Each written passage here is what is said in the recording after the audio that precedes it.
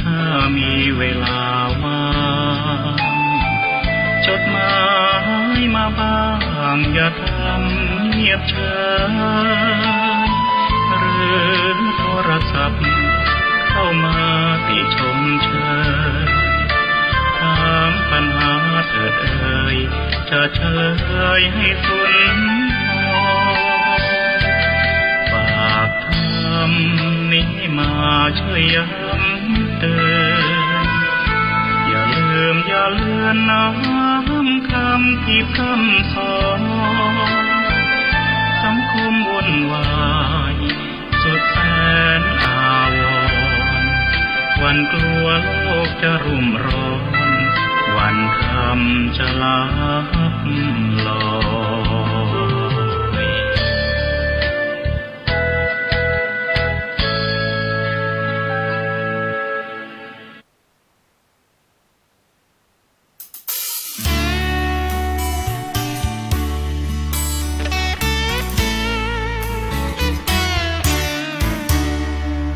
อยากถามเธอสักคำโลกขาดศีลธรรมจะอยู่ได้ไหมศีลธรรมนั้นคือปัจจัยนำโลกหมุนไปสงบสันติคนเราร้อยพ่อพันแม่มีทั้งด้านแย่มีทั้งด้านขอถวายความเคารพแด่พระเถระครูบาอาจารย์พระเจ้าประสงค์เจ้าตนเจ้าองค์ขอเจริญพรกับศรัทธาสาธุชนทุกท่านผู้เข้ามาติดตามรับชมรับฟังรายการสารธรรมยามดึกในต่างสถานีวิทยุออนไลน์ของวัดสันทรายในช่วงการเวลาภาคค่ำยามคืนยามดึกของวันจันทร์ที่27เดือนกรกฎาคมพุทธศักราช2563ในวันนี้ก็ตรงกับเดือน10เหนือเดือน11เหนือออก7ค่ำศรัทธาญาติโยมทุกท่านก็มาปะกันในช่วงเวลาภาคค่ำยามคืนกันอย่างนี้ยามดึกกันอย่างนี้ญาติโยมแล้วก็ขอต้อนรับผู้รับฟังรายการสารธรรมยามดึกตั้งสถานีวิทยุวัดฝายหินคลื่น 104.50 เมกะเฮิรตซ์ทุกท่านตัวยบอกว่าจะรับฟังจากที่ไหนก็ขอเชิญทุกท่านได้เข้าสู่รายการโดยพร้อมเพรียงกันแล้วก็ติดตามรับฟังรับชมไปพร้อมๆกันศรัทธาญาติโยมทุกท่านและก็เมื่อถึงเวลาก็จะเปิดสายหน้าไมค์ให้กับศรัทธาญาติโยมได้โทรกันเข้ามาอุจจาสนทนากันตอนนี้ก็เข้ามาพบมาปะกันก่อนในช่วงแรกของรายการสารธรรมยามดึกศรัทธาญาติโยมทุกท่านก็ทักทายกับญาติโยมที่รับฟังผ่านทางการถ่ายทอดสดทาง Facebook ไลฟ์ทางสถานีวิทยุออนไลน์ของวัดสันทรายก็อนุโมทนากับโยมสุรัชนาจิรเดชธนัญญาเข้ามาติดตามรับชมรับฟังอนุโมทนากับโยมแม่น้องเบนเข้ามาติดตามรับชมรับฟังแล้วก็คอมเมนต์ตัวสาธุสาธุเจ้าอนุโมทนาตัวอนุโมทนากับโยมจันมูลตาสิงห์ท่านอบตจันเข้ามาติดตามรับชมรับฟังทางบ้านแสขาวเข้ามาติดตามรับชมรับฟังอนุโมทนาตัวอนุโมทนากับโยมไต้เมืองนายเข้ามาติดตามรับชมรับฟังแล้วก็กดไลค์กดแชร์คอมเมนต์ทักทายอุจจาสนทนากันเข้ามาได้ศรัทธาญาติโยมทุกท่านแชร์ต่อก็ได้บุญแชร์ต่อก็ได้บุญในการที่เอาทุกท่านเข้ามารับชมรับฟังกันเป็นธรรมทานในภาคค่ำยามคืนยามดึกกันอย่างนี้ยามดึกใครยังบรับก็เข้ามาพบมาปะกันได้เข้ามาฟังกันได้แล้วก็ร่วมอุจจาสนทนากันไปศรัทธาญาติโยมในช่วงการเวลายามดึกกันอย่างนี้ศรัทธาญาติโยมก็เอามาพบมาปะกันวันนี้ก็7ค่ำออก7ค่ำวันพรุ่งนี้ก็8ค่ำวันพระวันศีลทำแล้วศรัทธาญาติโยมวันพระวันศีลในช่วงของฤดูกาลพรรษา1ไตรมาส1ไตรมาสก็3เดือนศรัทธาญาติโยมมาสะก็หมายถึงเดือนไตรก็3 นะไตรมาสก็3 เดือนนะ1 ไตรมาสแห่งความดีงามนะศรัทธาญาติโยม1 ไตรมาสแห่งความดีงามของเราทุกท่านก็ผ่านกันมาแล้วเนาะศรัทธาญาติโยมผ่านกันมาแล้วนะเกือบจะครบเดือนแล้วนะเกือบจะครบ1 เดือนนะก็ผ่านกันมาแล้วนะเราทุกท่านก็ดำเนินวิถีชีวิตในช่วงไตรมาสเข้าพรรษากันอย่างนี้1 ไตรมาสแล้ว3 เดือนศีลแล้วนะศรัทธาญาติโยมหลายศีลแล้วมาสะก็ไม่ถึงเดือนได้มีโอกาสได้ไปไตรมาสก็3 เดือนได้สร้าง1 ไตรมาสแห่งความดีงามวันพระวันศีลความดีงามของเราทุกท่านก็ผ่านกันมาแล้วเนาะศรัทธาญาติโยมผ่าน1 ไตรมาสแห่งความดี3 เดือนแห่งการสร้างบารมีเนาะศรัทธาญาติโยม3 เดือนในการสร้างบารมีวันพระวันศีลญาติโยมเนาะวันพระวันศีลในช่วงฤดูกาลพรรษานี่ก็13 ศีลนะศรัทธาญาติโยม3 เดือน13 ศีลเกดูไปดูมาก็เหมือนมานักเนาะศรัทธาญาติโยม13 ศีลบดายแต่มันก็บดายเนาะศรัทธาญาติโยมบางพ่องก็ไปได้ไปถึง2-3 ศีลสักกรรมญาติโยมเนาะนะเดี๋ยวก็ภาระหน้าที่การงานอันนั้นอันนี้บ่ได้ไปสักกรรมนะบางพ่องก็ตั้งใจแต่เน้อนะภาษานี้13 ศีลจะตั้งใจไปสร้างบารมีไปสร้างความดีครบ13 ศีลเนาะศรัทธาญาติโยมแต่ก็ยังว่าเนาะนะสำเตือก็นะถูกพยามารคัดขวางเอาพ่องนะบ่ได้ไปสักกรรมนะซึ่งมันก็มีหลายเหตุหลายปัจจัยเนาะศรัทธาญาติโยมบางพ่องก็ตั้งใจจะไปแล้วเน้อเนาะบางพ่องก็พอเตรียมแล้วนะเตรียมเข้าเตรียมคลองเตรียมกลัวจะไปทำบุญตักบาตรวันพรุ่งนี้บัดนี้มาถึงช่วงเวลาดึกๆปักค่ำบ่สบายญาติโยมเนาะบางพ่องก็เจ็บต้องเจ็บไส้บางพ่องก็เจ็บหัวเมาหัวบ่ได้ไปสักกรรมดากลัวไว้บ่ได้นี่ญาติโยมนะสำเติมมันก็มีบางพ่องก็ตั้งใจแล้วจะไปมีธุระด่วนเข้ามาเงี้ยเนาะญาติโยมถ้าบัดสละแต่ว่านี่ไปบ่ได้แต่เนาะศรัทธาญาติโยม3 เดือนในการสร้างบารมีเนาะศรัทธาญาติโยมตั้งจิตตั้งใจเอา13 ศีลนะ13 ศีลอนุโมทนากับน้องไข่ต้นเดอะวอยคิดนะเข้ามาติดตามรับชมรับฟังคอมเมนต์มาโดยสาธุสาธุครับนะอนุโมทนาเตเนอร์น้องไข่ต้นเดอะวอยคิดนะเข้ามาติดตามรับชมรับฟังในช่วงเวลา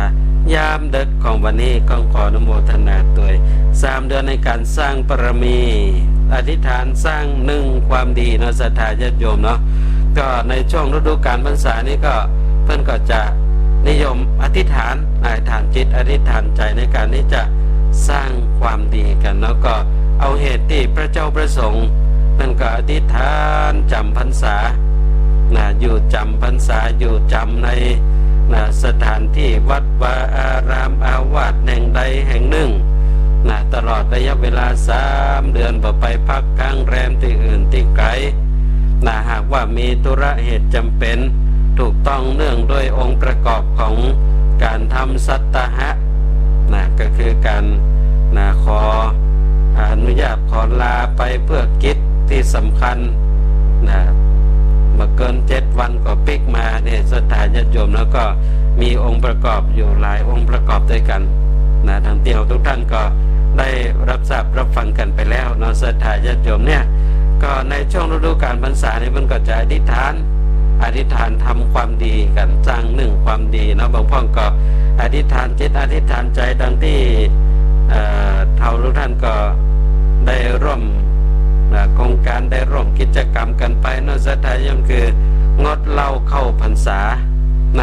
งดเหล้าเข้าพรรษาหลายท่านก็ร่วมโครงการแล้วก็ตั้งจิตตั้งใจเนาะศรัทธาญาติโยมก็อธิษฐานสร้าง1 ความดีในวิถีชีวิตของเราใน3 เดือนได้สร้างบารมีสร้างอธิษฐานบารมีทำความดีจะงดเหล้าเข้าพรรษาก็ต้องอาศัยแรงจิตแรงใจที่มั่นคงและศรัทธาญาติโยมนะถ้าใจบ่มั่นคง ต่อการที่จะสร้างความดีต่อสิ่งที่เราอธิษฐานไว้นี่ก็จะพุทธจะขาดไปเหี่ยในเรื่องของการอธิษฐานงดเหล้าเข้าพรรษา3 เดือน มันต้องมีนะศรัทธาญาติโยมแล้วต้องมีคนจักคนโจรต้องมีคนลองจิตลองใจพอมันจะแต่ก็บ่แต่ใจมันจะเข้มแข็งแต่ก่อเนี่ยญาติโยมแล้วมันต้องมีคนลองเนาะลองพอลองจิตลองใจพอเหรอมันอธิษฐานแต่อธิษฐานว่าจะงดเหล้าเข้าพรรษา3 เดือนขอลองพอสักกรรมเตอะนะเดี๋ยวก็เอามาล่อแล้วญาติโยมเนาะกินด้วยกันสักกรรมมันก็จะจวนแล้วญาติโยมเนาะถ้าไปจิตใจมั่นคงเข้มแข็งแต่เบาจัดเซโนเบาเตื้ออธิษฐานงดเหล้าเข้าพรรษาอยู่นี่อันนี้ก็จะไปพดไปรอดอยู่เนาะศรัทธาญาติโยม3 เดือนเดี๋ยวก็จะได้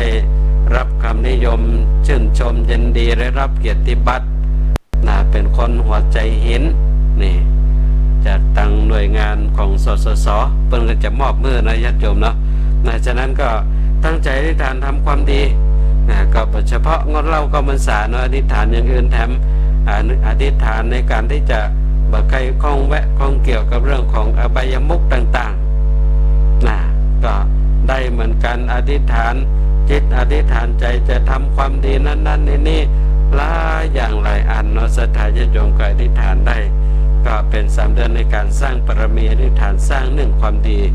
เกิดมาในชาตินี้ศรัทธาญาติโยมจะมีสักกี่คนที่โชคดีที่สุดได้พบกับวันอาสาฬหบูชาวันเข้าพรรษาแน่นอนยากนักที่ไผ่จะพบได้นักกว่ากันถ้าไผ่ปะได้นักกว่าก็แปลว่ามีอายุยืนยาวกว่าบุคคลผู้นั้นศรัทธาญาติโยมก็อยู่ที่ว่าเราจะมีอายุยืนยาวมุกใดเราก็จะปะกับวันเข้าพรรษาปะกับวันอาสาฬหบูชานักขึ้นไปเรื่อยๆศรัทธาญาติโยมแล้วก็ตั้งจิตตั้งใจเอาเนาะศรัทธาญาติโยม1 ไตรมาสแห่งความดี3 เดือนแห่งการสร้างปรมีอธิษฐานสร้าง1ความดีศรัทธาญาติโยมเฮาทุกท่านอธิษฐานสร้างความดีกันอย่างนี้เนาะศรัทธาญาติโยมวันพรุ่งนี้ก็เป็นวันพระวันศีลแล้วเพิ่นบอกว่าอย่าลืมวันพระวันพระนี้จะเป็นลืมเนาะญาติโยมเนาะเป็นวันสำคัญจะเป็นลืมวันพระอย่าไปละวันศีลที่จริงวันพระวันศีลนี่ก็อันเดียวกันนะญาติโยมเนาะ วันพระวันศีลอันเดียวกันวันธรรมสวนะก็อันเดียวกันญาติโยมเพียงแต่เรื่องของการห้องชื่อใจชื่อเนาะสไทยตังเหนือนี่จะห้องวันศีลเพราะอย่างต้องห้องว่าวันศีลก็เพราะว่าเขาไปวัดก็ไปฮับศีลไปรักษาศีลกันนี่แหละศรัทธาญาติโยมเนาะถ้าว่าวันพระนี่ก็เป็นเรื่องของพระของเจ้าไม่ใช่เรื่องของเขา บางว่องก็อย่าว่าอย่างนั้นนี่แหละญาติโยมเนาะเป็นเรื่องของพระของเจ้าบางว่องก็ว่าอย่างนี้แต่นี่เนาะเข้าภาษาในเรื่องของตัวเจ้า ส่วนเรื่องเล่าเป็นเรื่องของเขามันถึงหาเรื่องก็ไปหน่อยญาติโยมเป็นว่าอย่าไปลืมวันพระจะเป็นละวันศีลวันพระวันศีลนี่สำคัญญาติโยมเนาะต้องตั้งจิตตั้งใจในการที่จะปั้มเป่งประกอบกระทำกันแต่ญาติโยมนะวันพระวันศีลนี่เมื่อก่อนนี่วันพระวันศีลนี่เป็นวันพักวันหยุดวันยั้งเมื่อก่อนเนี่ยวันพระวันศีลนี่เปิ้นถึงไปการทำงานอย่างแต่นั่นศรัทธาญาติโยมนะเปิ้นละเปิ้นเว้นเปิ้นละกันเป็นวันพักวันผ่อนวัดพักจิตพักใจพักจิตพักใจไปเอากำลังใจเข้าวัดเข้าวาไปรักษาศีลไปฟังธรรมเจริญสมาธิภาวนาเป็นกำลังจิตกำลังใจญาติโยมเนาะหลังจากที่ช่วงเวลาที่ผ่านมา7 วันการทำงานน้ำรุ่งน้ำค่ำเหน็ดเหนื่อยเมื่อยล้าพบปะกับอุปสรรคปัญหาต่างๆนานาคนหนึ่งว่าอย่างหนึ่งคนหนึ่งว่าอย่างหนึ่งอนุโมทนากับโยมวันการแข่งเข้ามาติดตามรับชมรับฟังในช่วงเวลานี้อนุโมทนาตัวนั้นเนาะเข้ามาติดตามรับชมรับฟังแล้วก็จะไปลืม กดไลค์กดแชร์กันไปตัวเนอร์ศรัทธาญาติโยมเนาะแชร์ต่อก็ได้บุญเนาะเพื่อให้ผู้คนได้เข้าถึงรายการสารธรรมยามดึกนักขึ้นเนาะก็ช่วยกันแชร์ไปแชร์ต่อก็ได้บุญเป็นธรรมทานเนอะศรัทธาญาติโยมก็ตัวติดตามกันแล้วก็แชร์กันไปตัวแชร์กันไปตัวในช่วงการเวลาภาคค่ำยามคืนยามเด้อกันจะเนาะศรัทธาญาติโยมทุกท่านเมื่อก่อนนี้วันพระวันศีลเพิ่นเป็นจะแต่เนาะญาติโยมเพิ่นพักกันแต่วันพระวันศีลนี่พักจิตพักใจพักการพักงานเอาศีลเอาธรรมปกห่มจิตปกห่มใจเป็นกำลังจิตกำลังใจมาในยุคหลังภายหลังนี่แหละญาติโยมแล้วก็คนก็เริ่มห่างไปวันพระวันศีลวันธรรมบางพ่องนี่ตึงหูแต่เนื้อศรัทธาญาติโยมเนาะวันศีลวันธรรมเป็นวันใดตึงบอกหูบางพ่องก็เอาหอตุเจ้าเป็นปฏิทินพอว่าวันใดเป็นวันพระวันศีลทหารตุเจ้าโกนผมแล้วก็นี่เป็นวันพระวันศีลแล้วศีลเดินเป้งไว้ญาติโยมบางพ่องมันบอกหูแต่ยุคสมัยประเดี๋ยวนี้ก็ดีขึ้นนะญาติโยมยุคสมัยประเดี๋ยวนี้ดีขึ้นมียุคโซเชียลอย่างเงี้ยนะศรัทธาญาติโยมก็พอใกล้จะถึงวันพระวันศีลวันพวกนี้จะถึงวันศีลแล้วก็จะมีละบางพ่องก็จะโพสต์เตือนกันแล้วพรุ่งนี้วันพระเนอเนี่ยวันพวกวันศีลเนอนี่ปองหันก็จะว่าพวกวันศีลรู้นี่ญาติโยมเนาะพอถึงวันพวกเป็นวันศีลก็จะมีตำเล่าบางพ่องก็จะเคลื่อนมาวันนี้วันพระนี่ก็จะหูกันเนาะญาติโยมก็ยังดีไปอยู่ดีกว่ายุคเก่าสมัยก่อนที่ผ่านมาบางพ่องเนี่ยตึมหูแท้นู่นในวันพระวันศีลเราก็ได้พอปฏิทินมันได้ค่อยได้ย้ำเตือนจิตเตือนใจเพื่อหูวันศีลพอผ่านไปเห็นแล้วญาติโยมเนี่ยฉะนั้นเนี่ยเปิ้นบอกจะเป็นลืมวันพระต่อนึกปิดเป็นนาไปญาติโยมนะวันพระวันศีลก็วันนี้วันศีลผ่านไปแล้วต่อไปก็นับไปแหม8 วันเป็นวันศีลวันนั้นวันศีลเนี่ยหรือบ้านก็ถ้าเป็นเดือนดับวันศีลเดือนดับนี่ก็ต้องนับไปแล้วก็ต้องเกิดตัวว่าเดือนนี้เป็นเดือนกี้ก็เดือนกู้ศรัทธาญาติโยมถ้าเป็นเดือนกี้นี่มันจะดับกู้ถ้าเป็นเดือนกี้นี่จะดับกู้คือดับ14 ค่ำถ้าเป็นเดือนกู้มันก็จะดับกี้คือดับ15 ค่ำนี่ฮะศรัทธาญาติโยมก็นับพอมือพอวันทำมือเฮานั้นมาลืมวันพระวันศีลเมื่อถึงวันพระวันศีลก็จะไปได้ลืมแล้วก็อย่าละวันศีลวันศีลนี่ก็เป็นวันชื่อมันบอกอยู่แล้ววันศีลวันรักษาศีลวันปั่มเพ็งปรมีสร้างความดีก็ตั้งจิตตั้งใจไปทำบุญสุนทานอย่างวันพรุ่งนี้เป็นวันศีลญาติโยมก็เตรียมวันพรุ่งนี้ตั้งแต่เจ้าภาคเจ้าก็ไปทำบุญตักบาตรกันถึงเวลาภาคค่ำภาคบ่ายมาก็ไปฟังธรรมฟังธรรมญาติโยมเนาะพอถึงเวลาภาคค่ำกลางคืนมาก็ไปพระสวดมนต์กันศรัทธาญาติโยมอย่างที่วัดสันทรายนี่ก็ทุกวันศีลวันศีลทั้งในพรรษานอกพรรษาก็จะมีการสวดมนต์วันศีลกันตั้งแต่เวลา1 ทุ่มเป็นต้นไปฉะนั้นก็อย่าละวันศีลวันศีลเนี่ยจะเป็นวันปั้มเพ็งปรมีของเฮาฉะนั้นก็จะไปลืมวันพระจะไปละวันศีลมันปั้มเพ็งกันไปญาติโยมแล้วก็จะไปเม่นบุญบาปจะไปเม่นบุญบาปบุญกุศลบาปอกุศลทั้งหลายทั้งมวลจะไปเม่นก็จะไปดูแคลนนั่นเองศรัทธาจะไปดูแคลนว่าเป็นบุญอันน้อยบุญบันนักจะไปว่าจะอั้นศรัทธาญาติโยมต้องจะไปดูเม่นแม้บุญเพียงน้อยนิดแต่ทับถมกันไปทีละเล็กทีละน้อยมันก็นักเกินเรื่อยๆศรัทธาญาติโยมก็เหมือนกับการออมที่เฮาออมสตางค์เก็บสตางค์กันเนี่ยญาติโยมเอาจากเงินน้อยก็กลายเป็นเงินหนัก เงินบาท2 บาท5 บาท10 บาท20 บาท50 บาท100 บาทของเราที่ออมใส่ออมสินเก็บออมมาไว้นี่ทับถมกันนักเข้าถึงเวลามันเต็มกระปุกแล้วบอกไปออกมานับพอสตางค์นั่นเตอเป็นเงินหมื่นเงินแสนเงินล้านเลยญาติโยมเนาะถ้าเราเก็บไปให้หอมรอมริบจี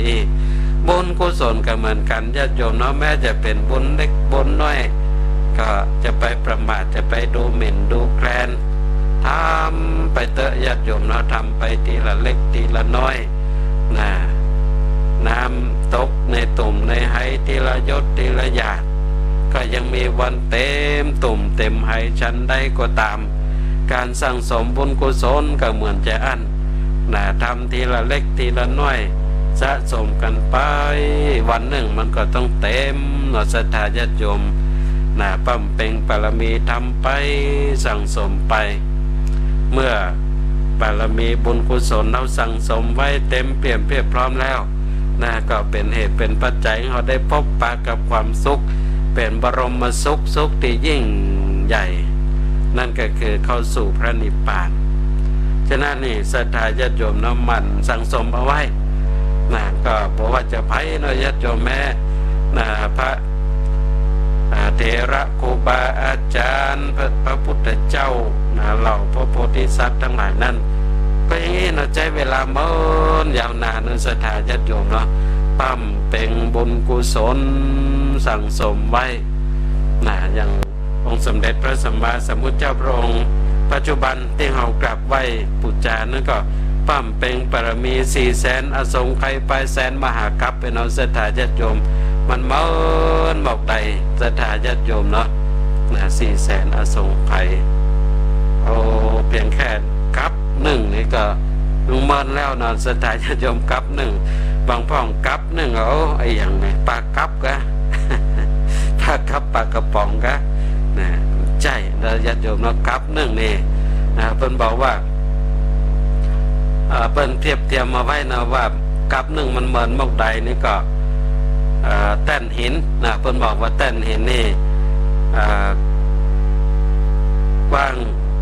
นะกว้าง1 โยชน์ยาว1 โยชน์เลิกลงไป1 โยชน์เนาะศรัทธาญาติโยมพอถึง100 ปีติบไหนเทวดาพาติบมันล่วบนก้อนหินแต้นหินนั่นให้กำ100เป็นไหนก็มันว่า7ไปกำเลยญาติโยมจนแต้นหินนั้นมันเรียบเท่ากับผืนเป็นดินนี้อันนั้นละ1 กับญาติโยมมันเบิ้นมกใดเราเมินมกใดอันนี้อสงไขยกำเลยญาติโยมนะอสงไขยซ้ำให้นะอสงไขยนี่แปลว่านับบ่ได้ญาติโยมนะมันเมินมกใดมันจนนับบ่ได้ญาติโยมว่าเป็นเปรียบเทียบว่าสงไขยเหมือนมอกใดนะถ้าไปใกล้งูนะมันเหมือนมอกใดนี่ก็เพิ่นบอกว่าหลุมหลุม1 หลุมกดหลุม1 หลุมเนี่ยกว้าง16 โยชน์กว้าง16 โยชน์ยาว16 โยชน์ลึก16 โยชน์ญาติโยมโยชน์1เท่ากับ1 กิโลญาติโยมเนาะโยชน์1เท่ากับ1 กิโลอันนี้มันจะไก่มอกใดเนาะศรัทธาญาติโยมเนาะจะไก่มอกใดกว้างมอกใดลึกมอกใดเพิ่นบอกว่า100 ปีไหนเอาเม็ดงาเม็ดน้อยๆนี่ญาติโยมเนาะเอามาหย่อนลงแล้วในหลุมนี่เม่น100 ปีไหนเอามาหย่อนลงเห็นเม่นจนเม็ดงานะมันเต็มหลุมนี่แล้ว100 ปีไหนก็ออกให้เม่น100 ปีไหนก็ออกให้เม่นจนเม็ดงานั้นหมดเสี่ยงจากหลุมนั้นน่ะเรียกว่า1 อสงไขยญาติโยมมันจะมันมกใดนะว่าไปนะ เนี่ยเพิ่นถึงว่ามันนับมาได้เนาะสงไข่ไปว่านับมาได้อย่างเงี้ยนะศรัทธาญาติโยมฉะนั้นนี่มันใช้เวลาเมินนะญาติโยมเนาะกว่าที่จะเป็นพระพุทธเจ้าได้นี่ใช้เวลาเมินนะหลวงพ่อนี่ก็เรียกว่าใช้เวลาเมินนักหนาอย่างนี้เนาะฉะนั้นบุญก็ดีบาปก็ดีเพิ่นบอกว่าจะไปดูหมิ่นดูแคลนแม้จะเป็นของเล็กของน้อยก็จะไปดูแคลนนะฉะนั้นเนี่ยญาติโยมเราต้องจะไปดูหมิ่นบุญบาป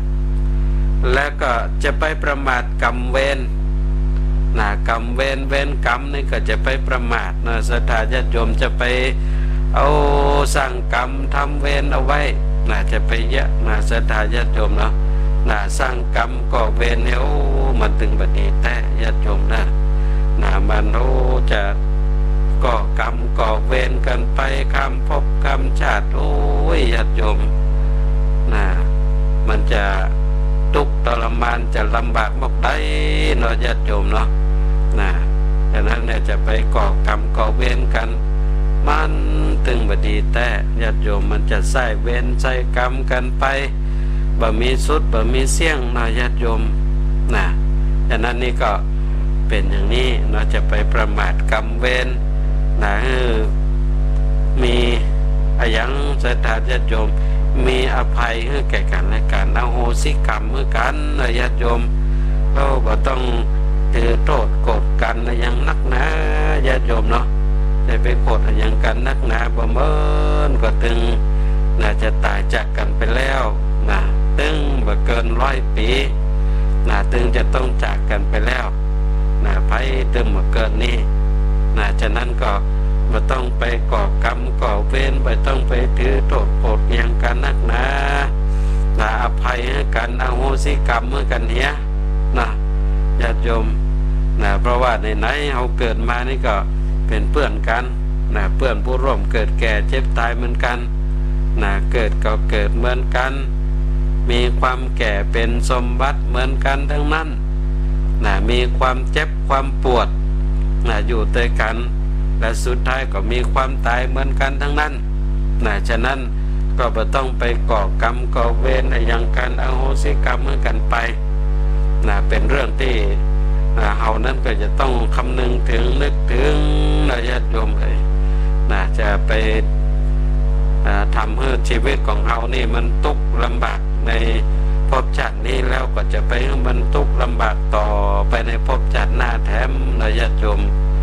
เรื่องยังที่เป็นกรรมเป็นเวรจะไปพยายามเมื่อมันมีเนาะเพราะว่า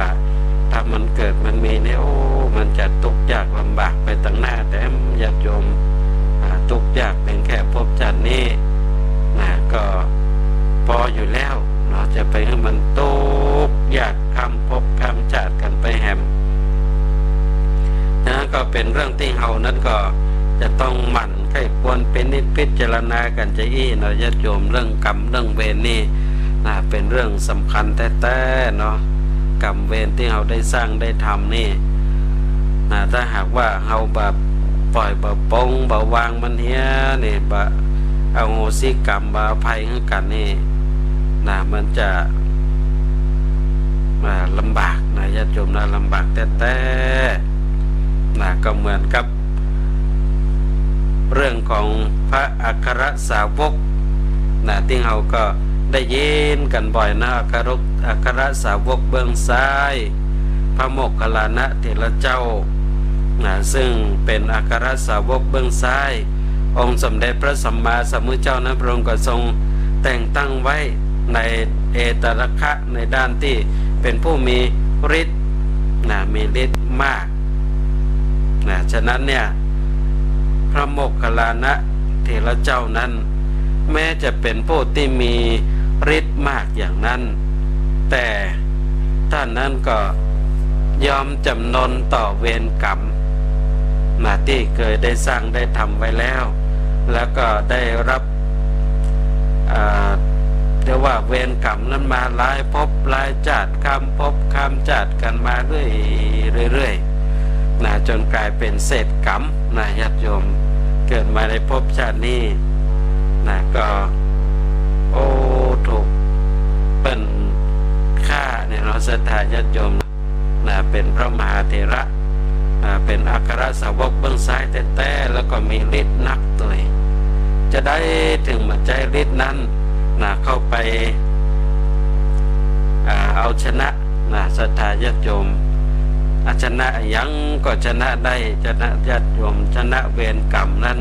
ชนะมาได้นะยอมต่อเวรต่อกรรมญาติโยมนะพระมหาโมคคัลลานะเถระเจ้าก็เหมือนกันอย่างนี้อนุโมทนากับเยาวชนน้องดาวอัญชิสาดาวศรีเข้ามาติดตามรับชมรับฟังขออนุโมทนาตัวเข้ามาแล้วก็จะไปเริ่มเนอะญาติโยมนะกดไลค์กดแชร์กันไปตัวนั่นในยามเด็กจะกดไลค์กดแชร์กันไปให้คนเข้ามาติดตามรับชมรับฟังให้คนเข้าถึงสารธรรมยามเด็กกันนักหลายๆนะช่วยกันแชร์ไปนะญาติโยมนะช่วยกันแชร์ไปพระมหาโมคคัลลานะเถระเจ้านั้นในภพชาติหนึ่งศรัทธาญาติโยมแล้วก็เกิดอยู่ในตระกูลของพราหมณ์ผู้ที่มีทรัพย์สินเงินทองเนาะเกิดมาก็เป็นที่ฮักของพ่อของแม่พ่อแม่ก็เลี้ยงดูจนเติบใหญ่หน้ากาบานมาแล้วก็ส่งไปศึกษาเราเรียนเขียนอ่านได้วิชาความรู้ปรากฏว่าพ่อแม่หันลูกเติบใหญ่แล้วสมควรเพิ่งที่จะมีครอบมีครัวก็ไปเสาะหาลูกสะใภ้ญาติโยมมาแต่งงานพอแต่งงานแล้วปรากฏว่าพระโมคคัลลานะเถระเจ้าในภพชาตินั้นเองพอแต่งงานแล้วหลงเมียฮักเมียนักกว่าพ่อกว่าแม่ญาติโยมยังก็ฟังกรรมเมียแห่หมดเนาะเมียอันลูกสะใภ้นี่ก็ยังว่านะโยมนะลูกสะใภ้กับเป็นห้องว่าพ่อผัวแม่ผัวนี่มันจ้างมาถูกกันญาติโยมจ้างมาถูกกันใหม่ๆก็ยังดีอยู่พอมันเข้าไปแค่ถูกกันแล้วญาติโยมลูกสะใภ้ก็หาช่องหาทางหาวิธี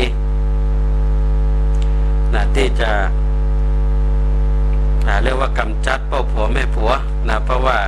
พ่อแม่ของพระมหาโมคคัลลานะในภพชาตินั้นนี่ตาบอดเห็นตัวญาติโยมนะต้องลูกสะใภ้ก็ต้องดูแลหลายอย่างก็เลยบอกให้ชอบใจก็เลยหาวิธีบอกว่าจะอันจะเนาะพระมหาโมคคัลลานะเถระเจ้าในภพชาตินั้นเอาพ่อเอาแม่ไปอยู่ที่อื่นในเตอะอยู่นี่ลำบากก็ยากการบ้านจะได้ก็แล้วต้องมาพ่อแม่แต่โมใหม่ๆนี่ก็ยังบ่เจอเมียเถอะญาติโยมเนาะทีนี้ทางฝ่ายเมียก็ใจอุบายวิธีญาติโยมพอใกล้ที่ผัวไปยากการทำงานจะปิกมานี่เอาแล้วเอากระดาษเอาใบไม้อย่ามุปุ๋ยตามกลางกวางบ้านตามกลางเฮือนญาติโยมแล้วก็ทำที่เป็นกวาดแควดนะถ้าผัวมาก็เอาแล้วญาติโยมเนาะฟ้องผัวแล้วหันก็ปล่อยแม่นี่บ่ไหวแล้วเนอะก็เรากวาดวันค่ำกวาดแล้วเดี๋ยวเอามาลำละเอาใบไม้เอากระดาษจะมุกมาเหี้ยตามนี่หมดนี่ญาติโยมพอเมินเข้าก็เชื่อเมียตัวเก่าแล้วก็เลยหาวิธีจะเอาพ่อผัวแม่ผัวเอาพ่อเอาแม่ตัวเก่าไปนี่ศรัทธาญาติโยมมหาโมคคัลลานะเถระเจ้าในภพชาตินั้นก็ใจวิธีใจกลวิธีแต่แล้วบอกพ่อกับแม่ไปเอาไปเอาบ้านญาติพี่น้องเอาไปที่อยู่ต่างบ้านต่างเมืองแต่แล้วก็เอาพ่อแม่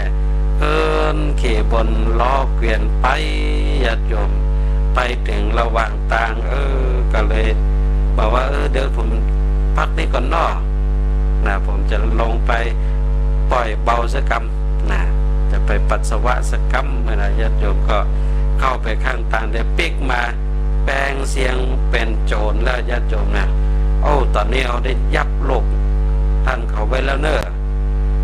ยับไปแล้วนะพ่อแม่นี่ก็ตาบอดนะโมโห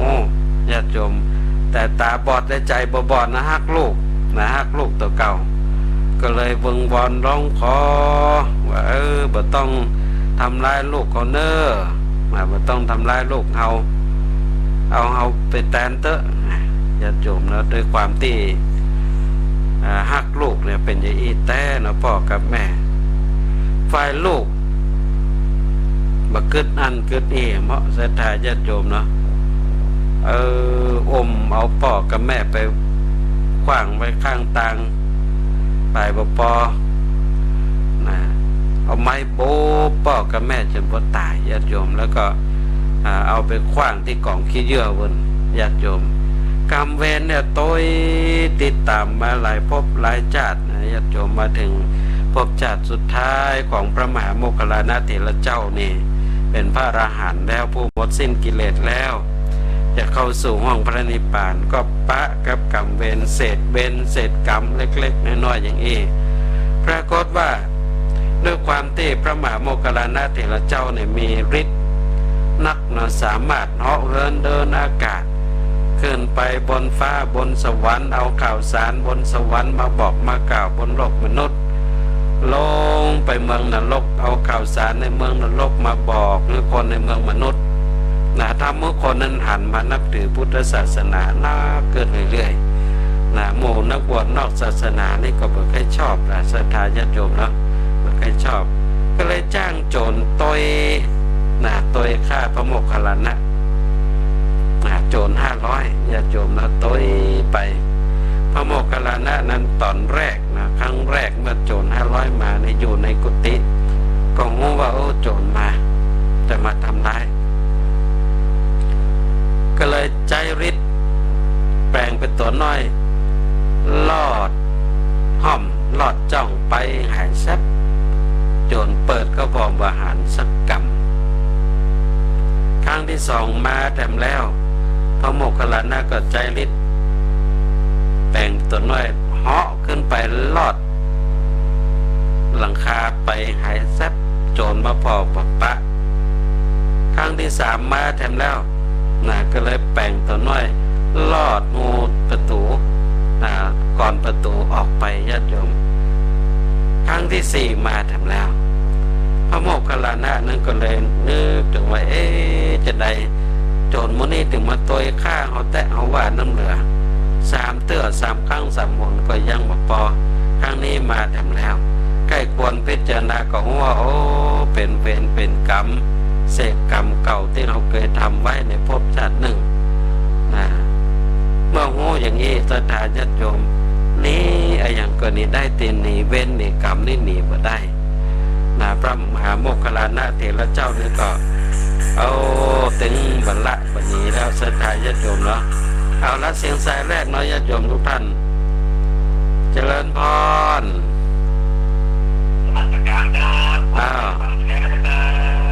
แฟนพันธุ์แท้ตั้งข้างวัดแม่ริมเนาะ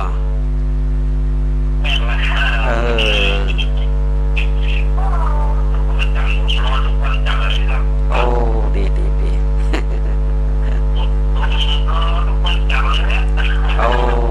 สุดยอดนี่กับแฟนพันธุ์แท้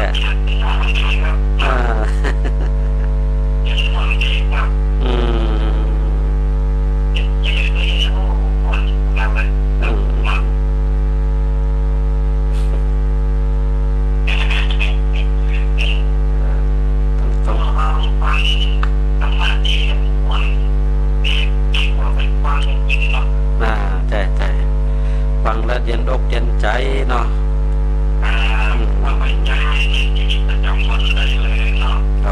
ดี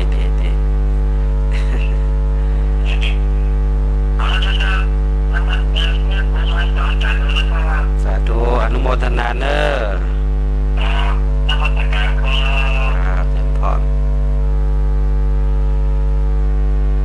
แล้วเสียงสายแรกวันนี้จากแฟนพันธุ์แท้จากข้างวัดแม่ริมเขาโทรศัพท์เข้ามาอุจจาสนทนาต้องขออนุโมทนาตัวก็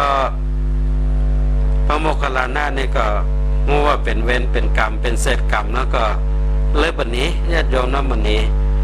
รออยู่ในกุฏิหมู่โจร500เปิดเข้าปะเข้าใส่กันนี่ก็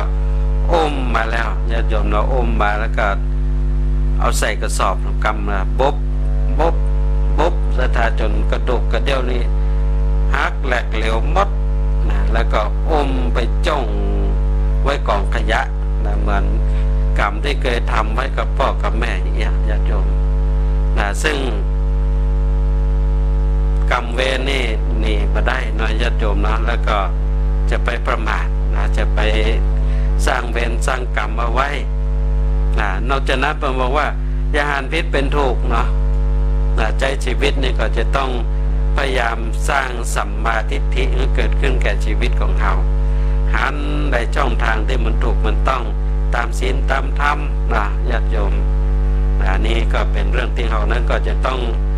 ดำเนินวิถีชีวิตอย่างนี้อนุโมทนากับเยาวชนนกิตติยศหอมไกลเข้ามาติดตามรับชมรับฟังแล้วก็คอมเมนต์เข้ามาตัวว่าเมื่อตะกี้ก็ไปฟังท่านพระครูที่วัดสายขาวอยู่ครับอนุโมทนาตัวแม่นเมื่อตะกี้ก็ไปเทศธรรมไปแสดงธรรมที่งานธรรมสัญจรของคณะสงฆ์ตำบลศรีโรงเรียนเขต2ที่วัดสายขาววัดสายขาวปิกมาก็จัดรายการสารธรรมยามดึกพอดีอนุโมทนากับโยมเปมิกาแก้วคำฟูเข้ามาติดตามรับชมรับฟังแล้วก็คอมเมนต์เข้ามาตัวสาธุเจ้าอนุโมทนาเตเนอร์ญาติโยมทุกท่านเข้ามาติดตามรับชมรับฟังแล้วก็กดไลค์กดแชร์คอมเมนต์ทักทายอุจาสนทนากันเข้ามาเนาะสนทนากันเข้ามาแชร์กันต่อกันไปตัวแถมเนาะแชร์ต่อกันไปตัวแถมนอกจากนั้นศรัทธาญาติโยมคือปลูกศรัทธาด้วยปัญญาเรื่องของศรัทธานี่ศรัทธาญาติโยมศรัทธาแปลว่าความเชื่อตั้งเหนือของเขานี่จึงห้องญาติโยมของวัดนั้นวัดนี้ที่เปิ่นไปทำบุญวัดนั้นวัดนี้ว่าศรัทธาวัดนี้ศรัทธาวัดสันทราย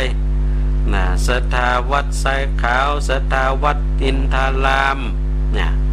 ศรัทธานี่แปลว่าความเชื่อตั้งเหนือห้องว่าศรัทธาห้องศรัทธาญาติโยมนี่ของวัดนั้นวัดนี้ว่าศรัทธาวัดนั้นวัดนี้ก็หมายถึงว่ามีความเชื่อต่อวัดนั้นวัดนี้หน่อยศรัทธาญาติโยมก็ความศรัทธาเลื่อมใสนั้น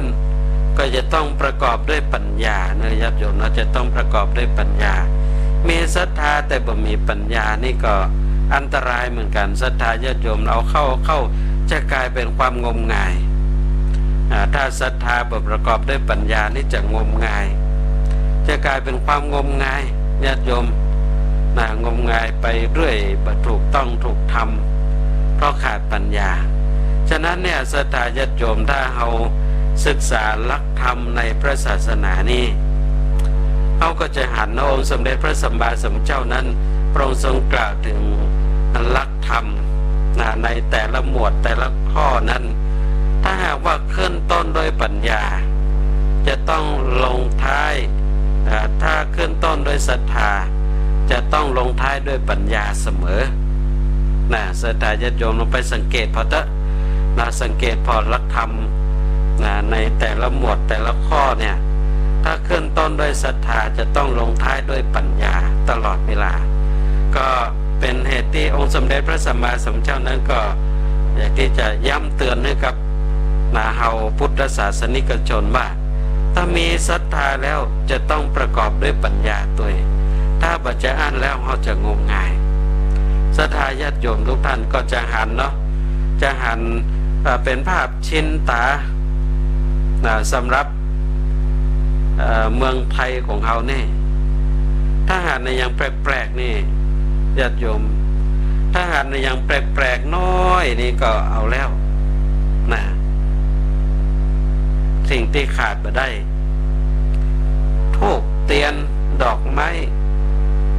ผ้าเจ็ดสีแป้ง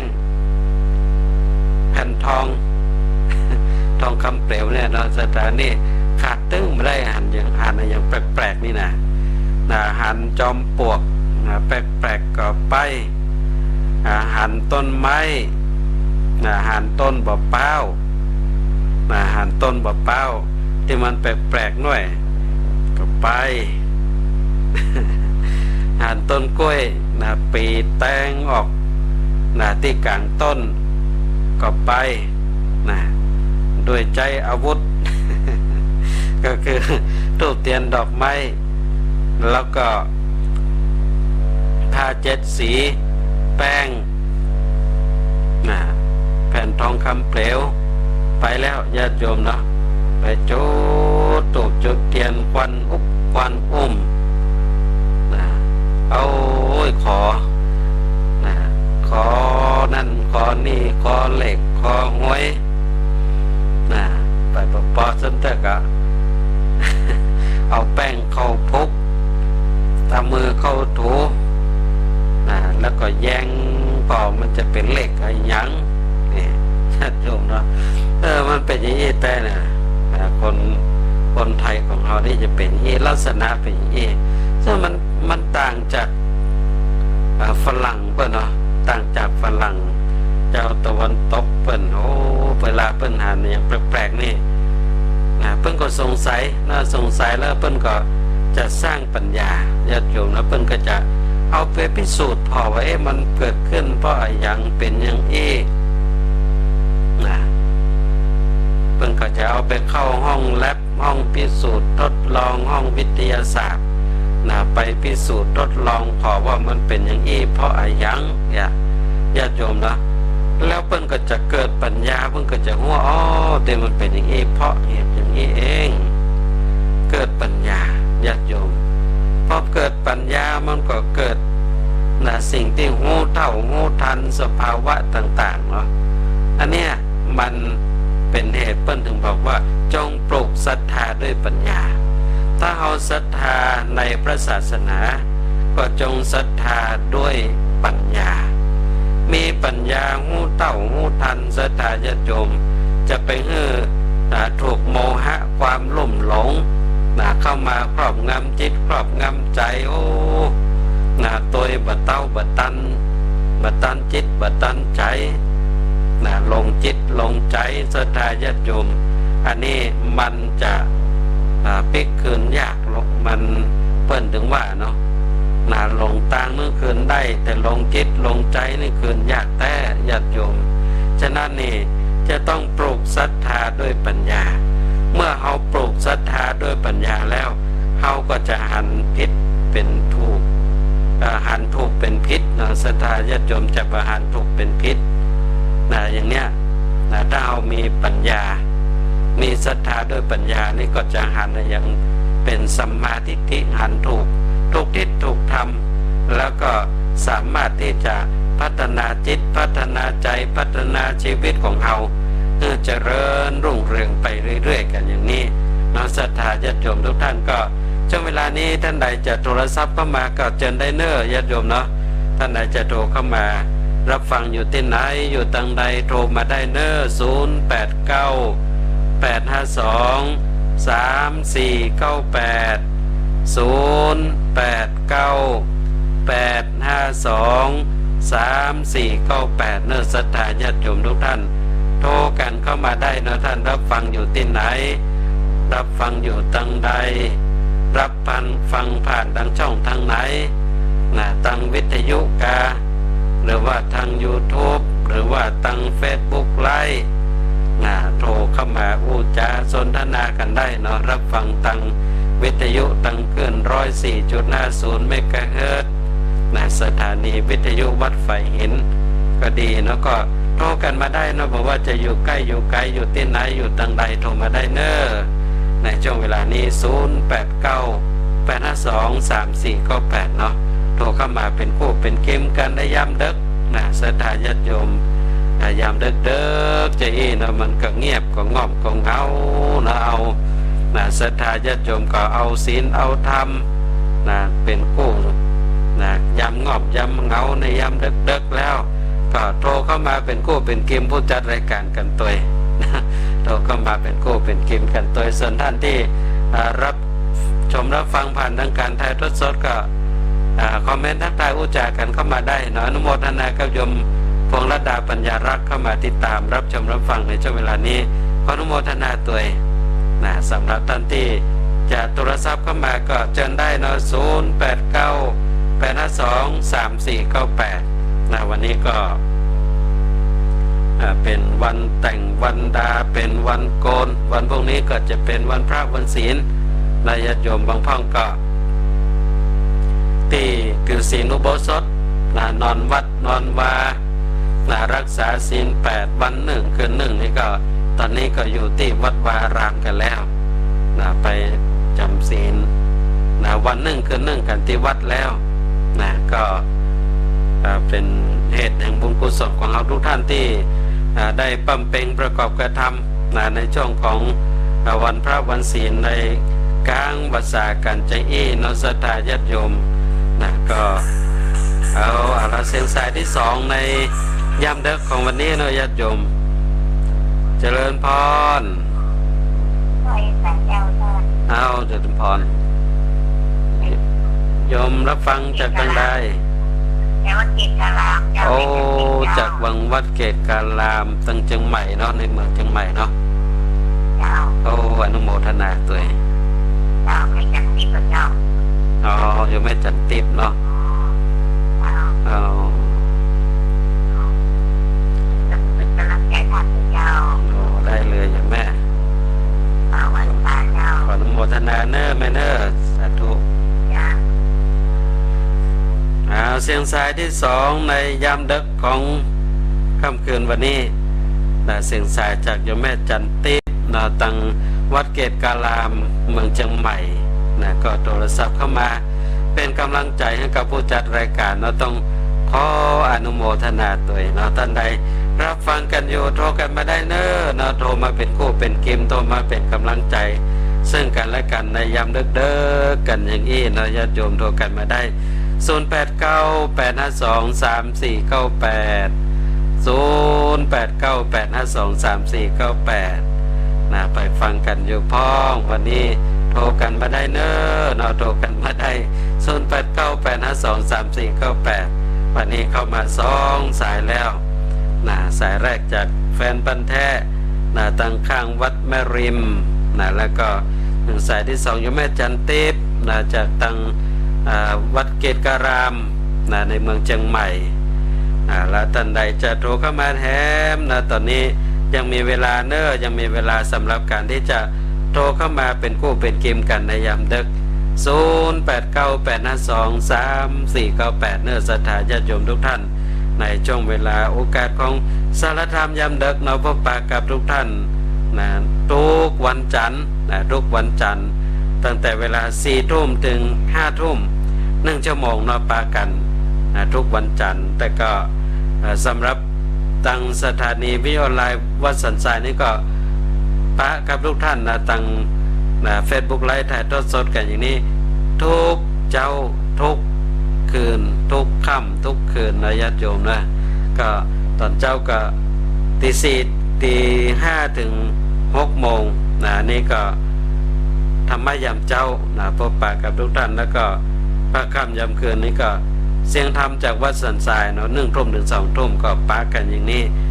วันพรุ่งนี้วันพระวันศีลศรัทธาญาติโยมก็ช่วงของเสียงธรรมจากวัดสันทรายในช่วงเวลาพระค่ำยามคืน1 ทุ่มถึง 2 ทุ่มนั้นก็จะเป็นการถ่ายทอดสดการสวดมนต์วันศีลที่ศาลาปฏิบัติธรรมพระเจ้าตันใจวัดสันทรายก็ศรัทธาญาติโยมทุกท่านที่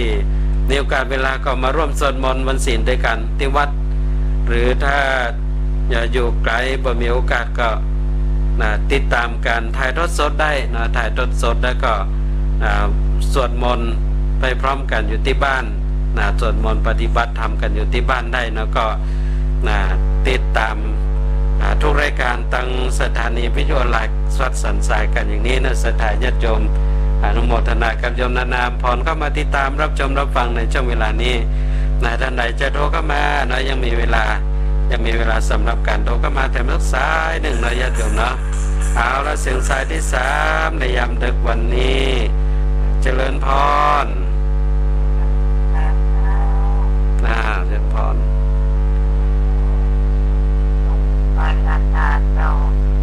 อ๋อจากโรงพยาบาลลานนาเนาะโอ้สาธุเราสาธุโทรมาเป็นกำลังใจกันเนาะอนุโมทนาเนอะโอ้เสียงสายที่3ญาติโยมนะเสียงสายจากท่านที่อยู่โรงพยาบาลลานนาแถวๆนั้นเนาะก็โทรศัพท์เข้ามาเพื่อกำลังใจผู้จัดตัวต้องขออนุโมทนาเป็นอย่างยิ่งเข้าโทรศัพท์กันเข้ามาอุจาสนทนากันในยามเด้อใจอินสถาญาติโยมเป็นคู่เป็นกิมกันในยามเด้อกันใจอีต้องขออนุโมทนากับทุกท่านกันตัวก็เป็นช่วงโอกาสเวลาที่เราทุกท่านก็มาพบมาปะกันสารธรรมยามเด็ก1 ชั่วโมง 4 ทุ่มถึง 5 ทุ่มนะญาติโยมก็เป็นช่วงการเวลาที่เราทุกท่านก็เฝ้าติดตามรับชมรับฟังเฝ้าติดตามพบปะอุจาสนทนากันด้วยกระแสธรรมด้วยธรรมะจัดสรรให้เราได้มาพบมาปะกันใจอี้เนาะมาใจเป็นญาติพี่น้องกันโดยสายเลือดก่อนเป็นญาติพี่น้องกันโดยธรรมเป็นญาติธรรมต่อกันและกันเนาะศรัทธาญาติโยมฮักกันเหมือนพี่ดีกันเพื่อนน้องผู้ร่วมท้องอุทธรมารดาเดียวกันก็ด้วยอาศัยที่มีธรรมะเป็นคู่ชีวิตของเราทุกท่านเหมือนกันพบปะกันจะอี้ทุกวันจันทร์ญาติโยมนะ4 ทุ่มถึง 5 ทุ่มสารธรรมยามดึกก็มาอยู่เป็นเพื่อนอยู่เป็นคู่เป็นกิมในยามดึกกับศรัทธาญาติโยมทุกท่านกันอย่างนี้ก็เลี้ยวพอเวลาก็เวลาหมดเวลาอีกแล้วเนาะศรัทธาญาติโยมเวลาหมดเวลาก็ได้เวลาที่จะนำสารธรรมยามดึกจากลาท่านผู้ฟังกันไปด้วยโอกาสเวลาเพียงเท่านี้ขอขอบพระคุณพระเถระครูบาอาจารย์พระเจ้าประสงค์ชุดตนชุดองค์ที่เข้ามาติดตามรับชมรับฟังแล้วก็ขออนุโมทนากับศรัทธาญาติโยมทุกท่านที่เข้ามาติดตามรับชมรับฟังกดไลค์กดแชร์คอมเมนต์อุจาสนทนากันเข้ามาแล้วก็ท่านที่รับฟังผ่านทางสถานีวิทยุของวัดไฟหินขึ้น 104.50 เมกะเฮิรตซ์ตัวที่ติดตามรับฟังแล้วก็กดไลค์กดแชร์คอมเมนต์ทักทายโทรศัพท์อุจาสนทนากันเข้ามาตัวก็ขอบนาคุณพระศรีรัตนตรัยและคุณศักดิ์สิทธิ์สิ่งศักดิ์สิทธิ์ทั้งหลายคนบุญกุศลที่ศรัทธาญาติโยมทุกท่านได้บำเพ็ญประกอบกระทำบำเพ็ญนั้นเป็นไปจนได้กลับกลายเป็นเพราะว่าปัจจัยเป็นอุปนิสัยหนุนส่งถึงวิถีชีวิตของทุกท่านจะได้ประสบพบกับความสุขความเจริญโชคดีมีใจอยู่เย็นเป็นสุขเหมือนกันทุกท่านทุกคนและขอทุกท่านจงเจริญในธรรมแห่งองค์สมเด็จพระสัมมาสัมพุทธเจ้ายิ่งขึ้นไปก็ขอ